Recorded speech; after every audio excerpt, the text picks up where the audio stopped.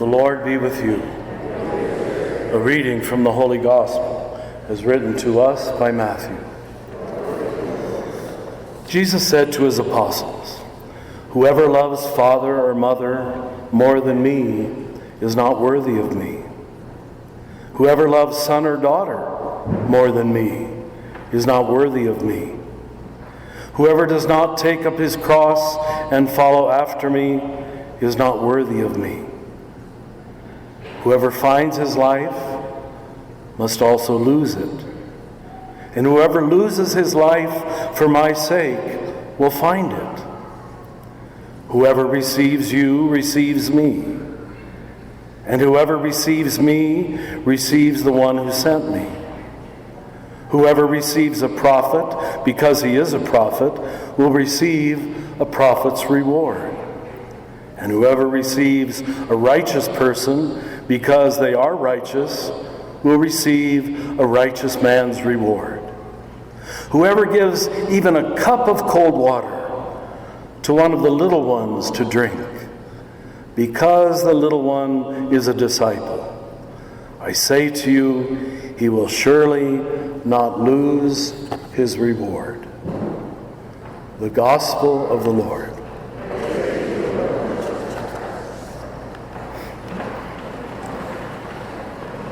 To be honest, this gospel is a collection of scattered sayings that are in different places in Mark and Luke and John.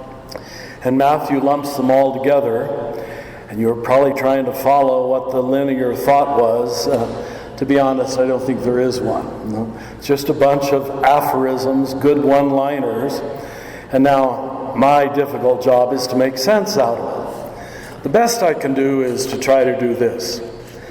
That I think Jesus is trying to say that religion is not a matter of willpower and sacrifice, but he's trying to move it to a matter of what goes around comes around. Just stay with that. How you give is how you will get. I was helped in this a few months ago. An electrician wrote to me. He had read one of my books, and he said, "Oh, Richard, I've got a wonderful metaphor for you that I want you to use when you try to talk about love." And it indeed is a very fitting metaphor.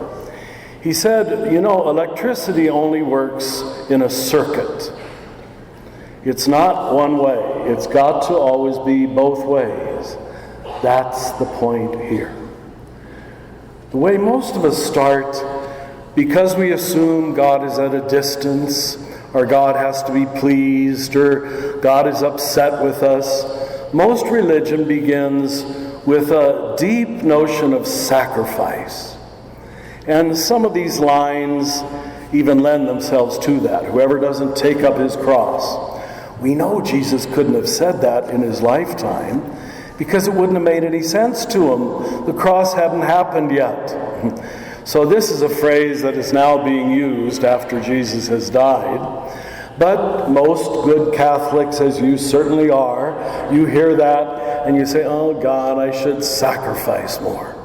I should suffer more." I think there's especially an inclination of that in Irish people and a lot of Mexican people too, that God likes suffering. Don't go there, brothers and sisters, because what it creates in you is a huge, frankly, dislike of God. That God can't just love you naturally and freely for your own sake, like you, I hope, love your own children, but you have to dole out some amount of suffering. And it's sort of, when I was growing up, it was sort of the one with the most willpower wins. The one who can suffer the most is the one that God likes the most. And I think a lot of our lives of saints even gave us that impression. But let's try this instead. What Jesus talked about in at least half of these lines is, as I put it at the beginning, how you give out is how you will receive. There's the circuit again. I found in directing people over the years that people who think they're not getting enough love, or the people don't show them enough respect, or no one pays any attention to them, they're invariably people who give out very little themselves. I'm sorry to have to be so honest. And in fact, the people who are living in the full circuit, equally giving out, equally letting go, they're usually characterized by two things: gratitude and foundational happiness.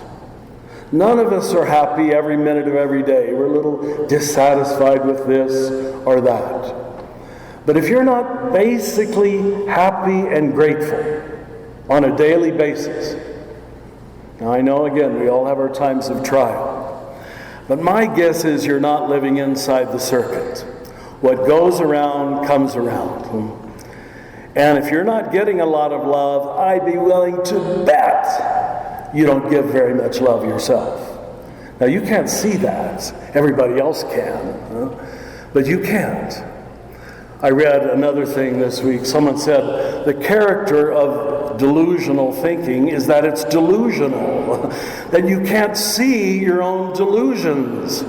We have some of that in our politics today. It's such a huge part of America today that we don't recognize, maybe this is going to help us recognize, the huge human capacity for delusion, for fooling ourselves, for kidding ourselves. Most of us tend to think, me too, that we're more loving than we really are.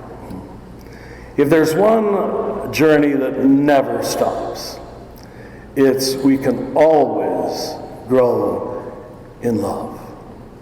We can always grow in our capacity to let the flow, yes, flow into us, but equally flow out from us.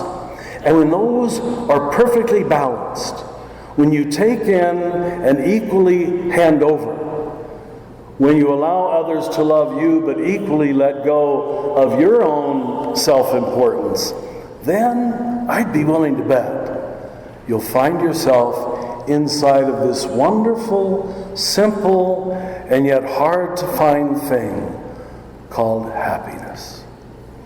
Love is to live inside the circuit, both giving and receiving. You can't just give, and you can't just receive. And frankly, it takes almost our whole life to learn the balance.